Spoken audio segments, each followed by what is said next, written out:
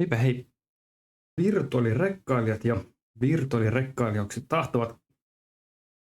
Tällä kertaa ajattelin, että teen pienen tutorial-videon, miten Euragas Simulator 2 pääsee alkuun. Olen pelannut tätä 760 tuntia Steamin mukaan, mutta ennen Steamia mulla tämä peli oli. Et sieltä tulee varmaan semmoinen 20-30 tuntia vielä lisää siihen. Eli aika paljon on tätä peliä pelattu. Lähdetään sillä, että luodaan ihan uusi tili, uusi profiili. Katsotaan miten miten päästä alkuun. Ensiksi tarvitaan profiilin nimi. Voisi olla vaikka uusi firma. Täältä voidaan valita sukupuoli, mies tai nainen. Näillä ei ole mitään merkitystä, nämä on ihan vaan vaihtoehtoja. En tiedä onko kaikki, mutta ainakin suuri osa näistä on ihan oikeita ihmisiä. Naisten puolella näyttää olevan vähän hiljaisemmin vaihtoehtoja. Miesten puolelta löytyy sitten huomattavasti enemmän. Tuossa on esimerkiksi Squirrel, joka on brittiläinen YouTubaaja. Tässä löytyy myös firman toimari jostain kohtaa. Ja on haastattelunaamoja ja sitten on ihan tosiaan oikeita ihmisiä. Tässä omalla nimellään ne tietenkään tässä eivät ole. Mutta ja tällähän ei taas tietenkään ole mitään merkitystä, miksi tätä valitset. Se on vaan sun profiilikuva. Itse otan aina peleissä naisvaihtoehdon, jos mahdollista, niin laitetaan täältä vaikka tuo. Suosikkirekka, tälläkään ei ole mitään muuten väliä. Se on ilmeisesti muistaakseni se, että kun aloitat tämän pelin, niin sitten se tarjoaa ensimmäisen ajon sulle sitä rekkaa. Scania ja Volvohan on kaikkien suosikkia, samoin Mersu, mutta mä lähden tuosta vaikka tuommoisella ihan bulkki Daffilla. Logovaihtoehtoja on kummallisen vähän. Nämä ei mun mielestä lisääntynyt, päivittynyt koskaan. Nämä on aina ollut nämä samat. Mutta modella saa varmasti lisää näitä. Otetaan vaikka tuossa tuo. Tämä on vähän hassua, että näitä ei ole muita. Firmalle nimi, laatu, kuljetus, Oy. Suomessa ollaan, jos olisi muita modikarttoja olemassa, niin täällä voisi valita jonkun muun kuin tämän Eurooppa-kartan. Otetaan cloudi pois, koska tätä ei tarvitse tallennella sen enempää. Luodaan se. Nyt saat nähdä, että se on täällä valittuna. Jatketaan uraa ja sitten ohjausavustaja. Mä käytän normaalisti aina rattia, tai siis käytän aina rattia, polkimia. Sitten mulla on muita värpäkkeitä siinä välissä. Tällä kertaa otan tuosta pädi päälle. Menen tuolla Xbox-ohjaimella. En suosittele ottamaan yksinkertaista automaattia, jos pelaa oikeastaan millään, koska se tarkoittaa sitä, että jarrupakki on sama nappi, joka voi sitten johtaa kummallisiin tilanteisiin, kun yhtäkkiä auto lähtee menemään taaksepäin. Todellinen automaattivaihteisto. Suosittelen oikeastaan tätä heti alkuun. Siinä valitaan vain eteenpäin parkki, taaksepäin. Sekventiaali voi sitten vaihtaa niin kuin vaihteita itse ylöspäin ja alaspäin. Ei pelkästään eteenpäin ja taaksepäin, vaan monesko vaihde on. Ja täällä on vanhat mallit 279 ja 25. Nämähän on vanhentuneita ratteja. G25 itse asiassa itse aloitin. Se oli erittäin mukava ratti, mutta siinä rupesi sitten olemaan kulumista. Pakki ei mennyt enää päälle. Tällainen automaattivaihteisto. Sitten pädi käteen. Nähdään, että täällä nappulat kyllä vaihtuu. Pistin tänne tämän pädikuvan, niin näkyy nappuja, mitä painan, niin ne näkyy tässä ruudulla. Nämä varmaan kannattaa, sanoisin, että nämä kannattaa nyt aluksi pitää ihan paikallaan. Niihin ei kannata ehkä koskea. Eikä kannatakaan, koska ne voisi säätää. Vaihde ylös, left button ja right shifti. Mikä toi on? Tähän voi, jos tiedät, että haluat käyttää eri nappuloita, niin vaihda, mutta ne voi vaihtaa toki myöhemminkin. Lopeta avustaja. Sitten laitetaan peliä hetken aikaa. Ja sitten valittaisiin päämaja. Jos sulla on tämä pelkkä peli, minkä ehkä suosittelen aluksi hankkimaan pelkästään sen peruspelin. Se on 20 Steamissa, mutta se on tosi usein alennuksessa. Sen saa useimmiten vitosella. Nyt kun äsken katsoin, niin se oli normihintainen, mutta se on niin usein alennuksessa, että voi ehkä kannattaa odottaa.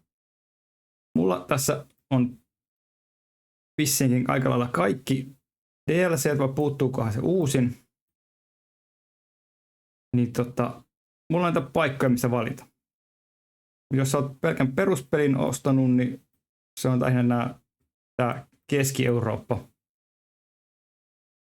Suosittelen valitsemaan ensimmäisessä kaupungissa jonkun tästä käytännössä Saksa, Tsekki, Sveitsi, Itävalta, ehkä Ranska. Koska jos sä valitset vaikka täältä Bergenin, niin sulla on aina kun kotipihasta lähet, niin on pitkä matka joka paikkaa. Täältä pääsee paremmin kulkemaan sitten eri kyytiin. Niin mä valitsen tosta nyt vaikka sitten Reimsin Ranskasta. Käydään tutoriali läpi. Tässä on meidän ensimmäinen talli. Ei mitenkään näpsäkkä. Ei mitenkään hieno. Se on tylsää, että tässä pelissä ei pysty mitenkään muokkaamaan näitä talleja, mutta kun laajentamaan. Se on vähän...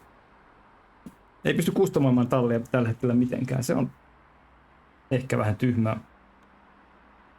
Ja sitten unelmatyö on rekan ajo. Sillä me lähdetään sitten liikkeelle. Kiviä Saint-Bullesin laiturille Luxemburgiin. Tässä saadaan heti sitten tehtäväksi lähteä ajelemaan. Tuolla näkyy noin painikkeet. No nyt on just toi pädi tuossa edessä. Se pois sieltä edestä, niin kaasu. Ja jarru. Ohjaus vasemmalle oikealle. Oikeassa statista kääntyy kamera. Ja sitten piti jostain keksiä se ylöspäin menominen. Mä pelaan aina tuolla ratilla, niin mulla on noin nappulat, tai niin kuin muiden ohjaamien nappulat aika hukassa. Nyt se täytyy vaihde. Ja sitten lähdetään ajelemaan sisäkamera. Katsotaan nämä kamerat tässä kohtaa. 1 on sisäkamera. 2 saa tämmöisen pyöritettävän kameran, millä voi katsoa vähän maisemia eri tavalla. 3 on yläkamera. 4 tulee kattokamera, jos tykkää sillä tavalla ajella. Tää on vähän niin kuin konepeltikamera, mutta ei sinne päinkään. 5 tulee tänne taaksekurkkaus. 6 tulee puskurin päältä. Tää on ihan hyvä joissain tilanteissa, mutta ulkokameroissa niin meteli on aika paljon kovempi. 7 on tämä rengas. 8 on sitten semmonen kamera, mikä vaihtuu. 9 tulee näköjään sisälle takaisin. 1 ja 9 tekee saman asian. Mutta mennään tuolta sisäkamerasta kuitenkin jahtauskameraan. Paina Enter jatkaaksesi, noin. Tässä se kertookin noin. Ai niin, seuraava kamera on 9, totta kai tietenkin. 0 taisi olla taaksepäin. Joo. Itse asiassa 0 oli toi vapaa lentomoodi, mikä ei ole aloituksena käytössä.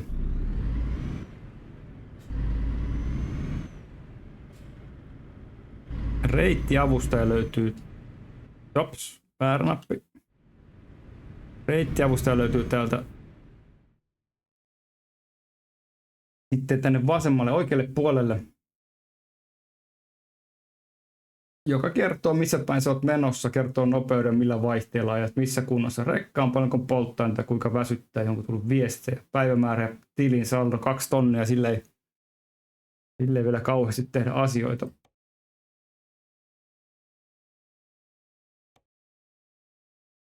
Ja tää nyt kertoo nämä samat asiat, että mä nyt rupean lukemaan niitä tästä kohtaa, jos et itse osaa lukea, niin sitten voi olla vähän turhan aikaista pelata peliä. Ja sitten tässä on eri nämä tilat, funktionäppäimillä F6 saadaan tieto, että mitä ollaan kyyditsemässä, minne ollaan menossa ja millä aikavälillä pitäisi olla perillä, paljonko tulee rahaa siitä, paljonko on aikaa vielä suorittaa se keissi ja koska on seuraava lepotauko, eli koska pitää olla nukkumassa. Täältä voi myöskin peruuttaa tämän, mutta siitä tulee sitten aina jonkinnäköinen sanktio, että sitä ehkä kannattaa painaa. Tässä nähdään kuorma-auton vahinko, perävaunun vahinko ja sitten itse lastivahinko. Lastivahinko, jos laskee, niin se, tai siis tulee vahinkoa sinne, niin silloin palkkio vähenee myöskin. Samoin en ihan varma, miten perävaunun vaurio, sitä ei tarvitse korvata mun mielestä, mutta se ainakin vähentää sitten sun pisteitä. Samoin tietenkin nupin vauriot, jos on oma nuppi, niin silloin ei vahingoita, tai niin kuin itse joudut maksamaan sen.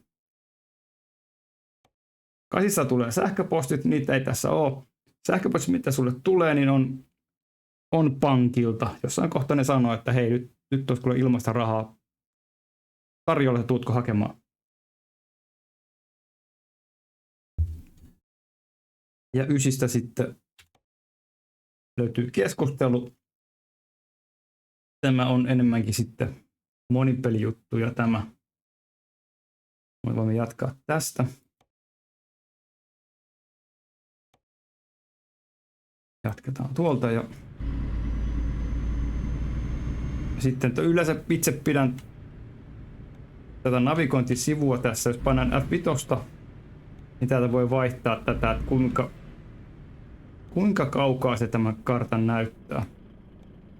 Yleensä pidän sen tässä moodissa itse.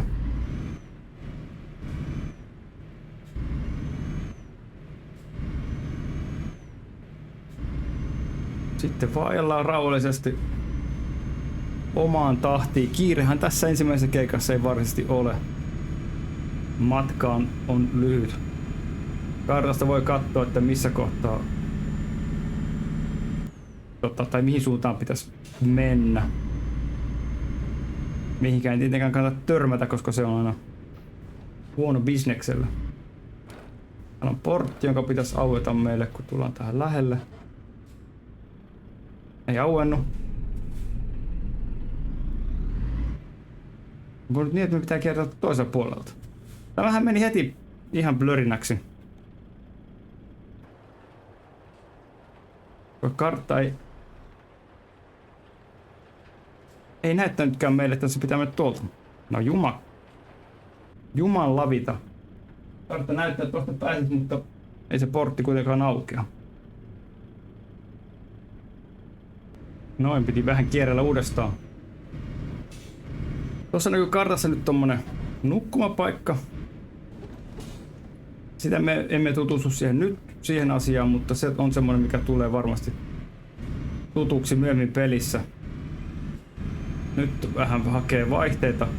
Näin on A4-vaihde päällä. Ei tarvitse vaihtaa pienemmälle kuitenkaan.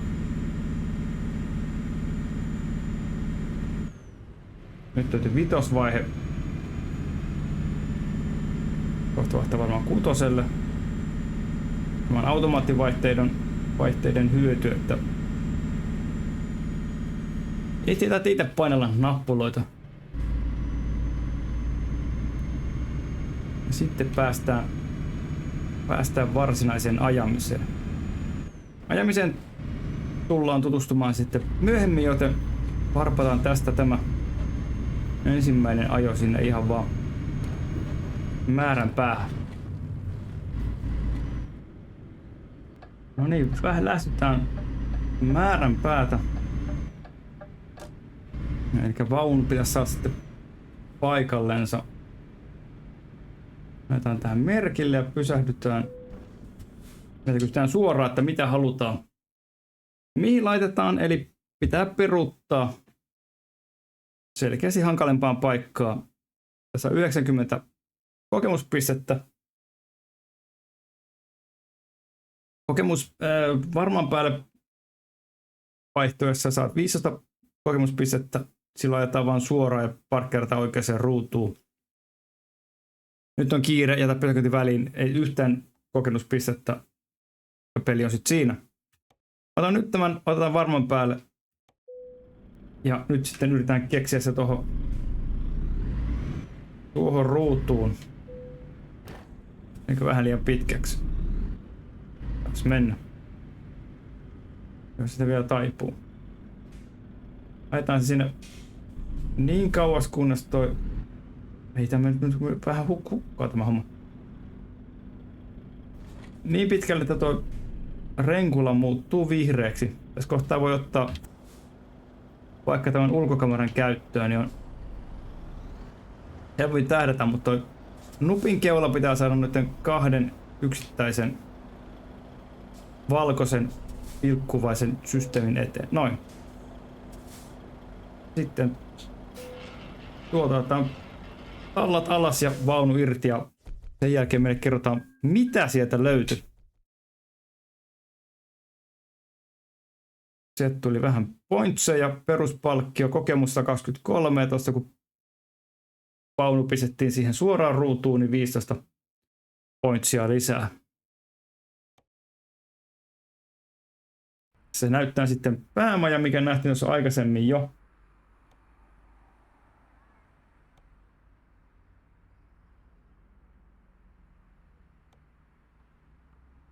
Tässä kertoo nämä elämän peruselementit ja onnea. Sä tulet tässä tarvitsemaan tosi taidolla, että rekkoja ajetaan tietenkin. Emme ota pikakeikkaa nytten, vaan käydään läpi vähän tätä valikkoa. Ekan tuon ajan aikana meillä oli 2000 pätäkkää, nyt on 3133 pätäkkää. Taso on noussut pikkasen, mutta ei riittävästi vielä seuraavalle tasolle. Täältä nähdään, että mitä on tehty. 2 yritystä palveltu 206, toimituspaikkoja 2/1423. Statistiikka sitä, mitä on saatu aikaiseksi. Toimituslaki näyttää, että mitä on viety, kuinka monta kertaa.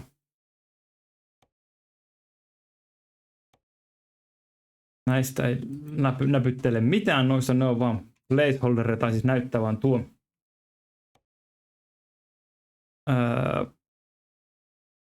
Karttaa voi katsoa täältä, samalla löytyy M-napin kautta. Tämä on vähän erinäköinen kartta kuin se, missä valittiin se kaupunki.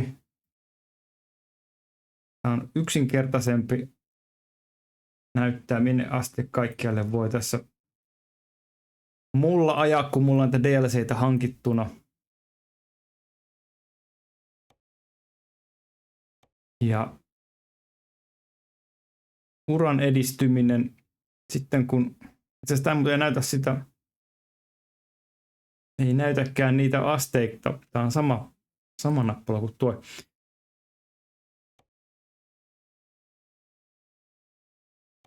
Se kun ajaa noita tehtäviä tason nousee, niin pääsee avaamaan sitten erilaisia, että mihin haluaa panostaa. Pitkään matkaan, särkyvään asiaan tai kiireellisiin juttuihin. Mutta katsotaan, pikakeikkaa ei lähdetä nyt ajamaan tällä videolla, mutta kun aloitimme tästä Reimsistä, Nyt meillä on 2 kaupunkia avattuna. Täällä on joitain näköjään. Hampuri on, mistä voi jostain syystä. Täällä on muutamia, okei, tää on uusi, mitä itse tässä en ole huomannut, mutta täällä on muutamia. Täällä on pääkaupunkeja, mistä voi ottaa tehtäviä. Kun nähdään tästä vaikka tämä Saksa, niin näihin kaupunkiin näistä ei pysty keräämään sitä työtä, vaan sun pitää aloittaa joko näistä kaupungeista, mitkä täällä on nyt avattuna. Iso-Britanniassa näköjään Lontoo ei ole avattuna, mutta sitten muutamia pääkaupunkeja on. Siis Bari ei kyllä ole pääkaupunki, mutta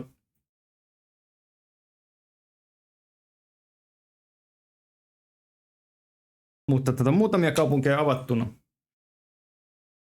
Suosittelen, no ei sillä ole mitään tästä kohtaa merkitystä, mutta itse tykkään ehkä sille, että etenee sille pikkuhiljaa lähinaapurikaupunkeihin. Luxemburg. Kun klikkaan, se näyttää, että millainen matka se olisi ajettavana. 10 minuuttia aikaa päättää, että meneekö sen tekemään. Vahviketangot. Tämä on silleen harmi, että tässä kun on nämä pikakeikat, niin tämä ei näytä miltä se näyttää se. Ops, nyt se valitsit tehtävä. Se ei näytä sitä, että millainen kyyti siellä on tiedossa. Ainakaan mä en ole hoksannut, että missä se näyttää sen, paitsi niissä, missä pystyy valitsemaan, että millainen vaunu otetaan. Tää on nyt selkeästi sitten yksi keikka odottamassa, mutta me emme lähde ajamaan sitä nyt.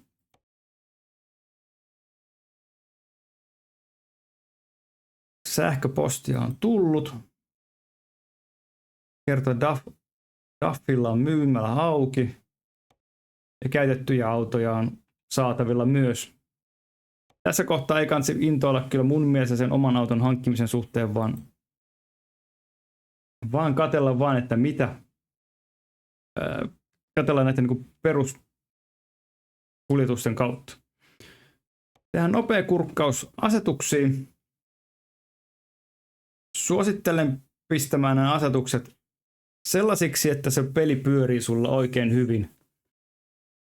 Ja lisäämään, Steamista löytyy FPS-näyttö, joka kertoo, että kuinka kovaa se peli pyörii, kuinka paljon FPS:iä saat siihen peliin. Ja laittamaan sitten semmoisen, asetukset saat semmoisen vähintään 60 FPS:ää niin kuin pääsääntöisesti. Mitä enemmän, niin sitä parempi.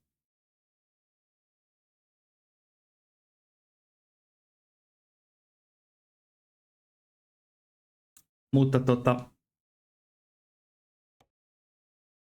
lähdetään valitsemaan. Kansi ensin valita totta kai resoluutio-oikeus ja merkitystaajuus. Mutta näistä asetuksista se, että ota keskitaso tai korkea, riippuen mikä sun kone on. Jos sun kone on vanhempi, niin sitten matala suosiolla. Keskitaso tai korkea ja katsot kuinka hyvin se peli toimii. Sitten nostat sitä seuraavaa ja nostat sitä seuraavaa. Jos peli pyörii oikein hyvin mukavasti, niin sitten tänne ultraan asti. Ja sitten jos ei toimi ultralla asti, niin korkeaan, sä voit sitten ottaa kuitenkin lisäasetukset ja täältä sitten skaalata näitä asetuksia. Skaalastui tuossa ensimmäisenä. Muuttaa asetuksia sen mukaan, mitä näyttää, että tarvitset. Sulla on skaalaus 400%, joka taitaa olla suurin, kyllä. Eli se tekee noista kuvista tarkempia. Tuossa 100% on nyt se, millä kansi lähtee liikkeelle. Alempaa ei kannata kyllä ottaa. 125 tai 50 niin on hyvä lähtökohta. Nää taas sen mukaan, miten kone saa pyörittää peliä. Kannattaa lähteä pienimmillä asetuksilla. Samoin nämä kaikki muut tekstuurien laatu. Heijastukset on semmoinen, missä mun mielestä voi laskea karkkimaan 100%. En näe hirveästi tarvetta, että miksi heijastuksiin panostaisi, mutta jos on sun juttu, niin panostan niihin. Samoin peilien laatu. Keskitaso on varmaan hyvä, matalakin on ihan hyvä. Mä en tiedä kuinka se, jos tuossa on peilausetäisyys. Tämä on se ehkä, mikä merkkaa enemmän tähän peilasetäisyyksien kanssa ehkä panostaa mieluummin kuin tuohon laatuun. Koska sitten kun se on niin mieluummin näkee, mitä siellä takana on, kuin että sitten näkee sen, mikä on lähellä, niin oikein hyvin. Varjot. En näe tarvetta pistää varjoihin kovin paljon paukkuja. Pois käytöstä on vähän tyhmän näköinen, näyttää sille, että olisi semmoinen 4 aurinkoa, jotka joka paikasta paistaa, ettei tule varjoa mihinkään. Kansi ehkä laittaa siihen jotain, se tuo mukavaa tunnelmaa ja ymmärrät paremmin maastoa. Samoin valaistuksessa, niin nämä on semmoisia, mitä sitten kukakin tykkää käyttää. Jalankulkijat suosittelen pitämään päällä, koska se tuo tunnelmaa heti maisemaan, kun on jonkinnäköisiä liikennettä. Ääni.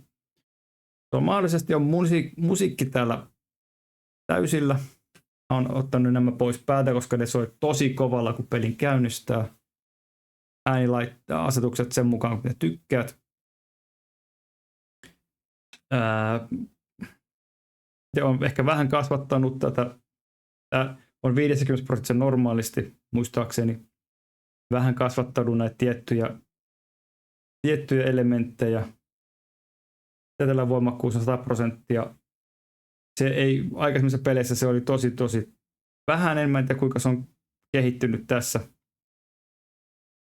Se tuntui monessa kuorma-autossa, että ei kuulu sisälle mitään. Tämän virtauksen ääninäköjä on tommonen testannut itse. Mutta nämä on semmoisia, mitä voit testailla, kokeilla ja katsoa sen mukaan, mitä tykkää. Peliasemukset.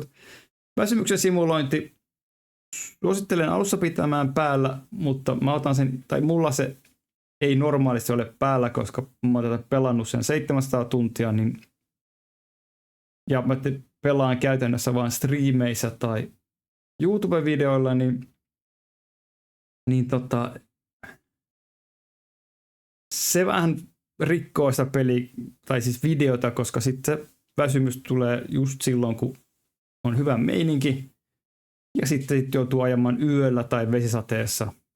Ja se on sitten vähän tylsää aina videoissa, koska mitään ei näe. Ja liikennerikkomukset suosittelen pitämään päällä.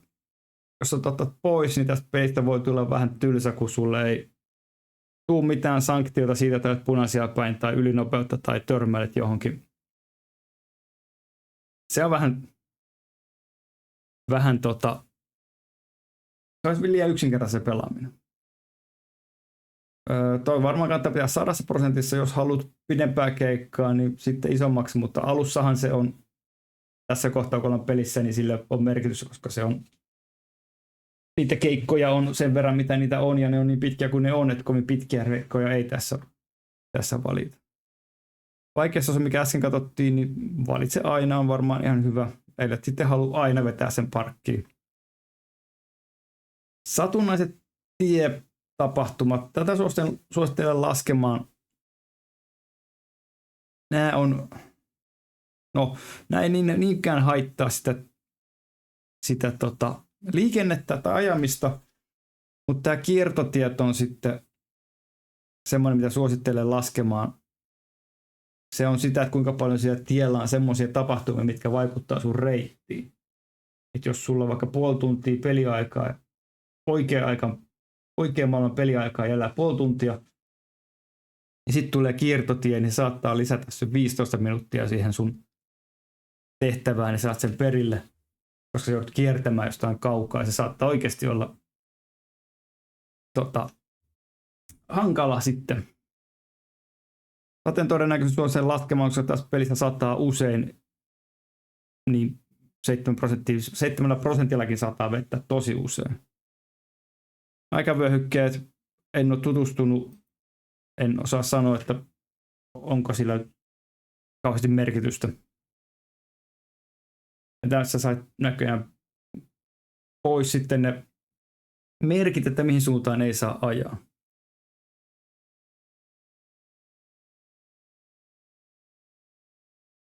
Tässä on nämä vaihteet, mitkä katsottiin aikaisemmin. Mukautuvat ajoneuvo automaattivaihteet. En ole tutustunut itse noihin hirveästi. Olen pitänyt sen jossain asetuksessa. Tasapaino antaisin olla satasessa nämä, tai siis niin oletuksessa nämä. Sitten kun taidot karttuu, niin tasapainoa pienemmälle ja kaikkia muita asetuksia pienemmälle, niin saat enemmän irti sitä ajamisesta, kun se nuppi reagoi ja etkä voi ajaa niin kovaa kaikkiin nurkkiin.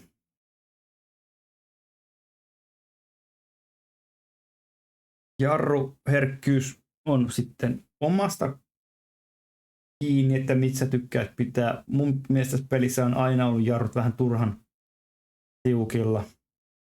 Ilmajarrun simulointi useimmiten on se, että sitten kun pelin käynnistät, niin sitten sieltä tulee ilmoitus, että ilmajarrusta tai paineet puuttuu ja sitten joutuu seisomaan paikallaan. Pitää tutustua tähän itse uudestaan, kun tämä on kehittynyt tämä, eikä pelkästään ole vaan se, että painetta on ja painetta ei ole. Sitten polttoaineen kulutus, jos tykkäät, että se on realistisempaa, vaikka se on aina samanlainen, niin sellaista. Sitten jos sulla on hytissä, no tässä kohtaa sulla ei vielä hytissä ole mitään lisäjuttuja, niin jos niiden liike vaikuttaa sun pelin pyörivyyteen, niin tuosta voi pistää sitten pois päältä sellainen. Ajoavustimista suosittelen pitämään alusen nopeuden rajoittimen. Se rajoittaa sen 90 sen vauhdin. Vakionopeuden säädin en suosittele pitämään ensiksi päällä, enkä oikeastaan mitään näistä. Se opettaa vähän vääränlaiseen pelityyliin ja sitten se aiheuttaa ongelmia siinä, että auto jarruttelee itsekseen ja sille katveavustin, sadetunnistin, ihan miten tykkäät itse. Sadetunnistin, no se käynnistää pyyhkijät, haluatko se itse painaa pyyhkijät päälle vai et. Ja sitten katveavustin, se ymmärtääkseni antaa sinne peiliin tai sinne tuonne kojelautaan merkin silloin, kun siinä katveessa on joku. Automaattinen moottorin virran käynnistys. Se on taas ihan siitä, että tykkäätkö vai etkö tykkää, samoin ajovalot ja kaukovalot. Automaattinen vilkun palautus, no kaikissa pelin autoissa on oikeassakin elämässä vilkun palautus, niin miksi sitä ei pitäisi päälle. Sitten jos ajat jotain modinuppia, niin sitten se voi ottaa pois päältä. Ajoneuvokohtaisia asetuksia tässä ei ole, että ne kaikki koskee kaikkia laitteita. Käsijarrun kytkentä. Se on muistetaan pitäisi olla kyllä aloituksena päällä, mutta jos ei ole, niin tuosta voit pistää päälle, että kun lataat peliin, niin auto ei lähde saman tien valumaan mihinkään suuntaan. Moottorijarrujen hidastin, sen on taas tykkäätkö pitää päällä, samoin ABS ja TCS. Melkein suosittelen pitämään näin. No ABS on varmaan ihan looginen pitää päällä, mutta hakemaan ne, mitä haluat laittaa. Eli nyt perävaunun kytkentä meinaa sitä, että sun pitää tähdätä tarkemmin siihen perävaunun päälle se nänni. Eli fifth wheel, en ole sitä itse käyttänyt, pitää ehkä tutustua jossain kohtaa. Ehkä pitää ottaa joku semmoinen pelikerta, että pistää oikein kaikki napit kaakkoon. Kaapit ja letkut tähän itse asiassa en ole tutustunut. Select if which tire covers are animated. Niin se on varmaankin vaikuttaa vain liikkeeseen. Joo. Eli se on taas sitten syöitä FPS-nappuloita, jos sikseen tulee tasapaino, kuinka helposti se keikkailee.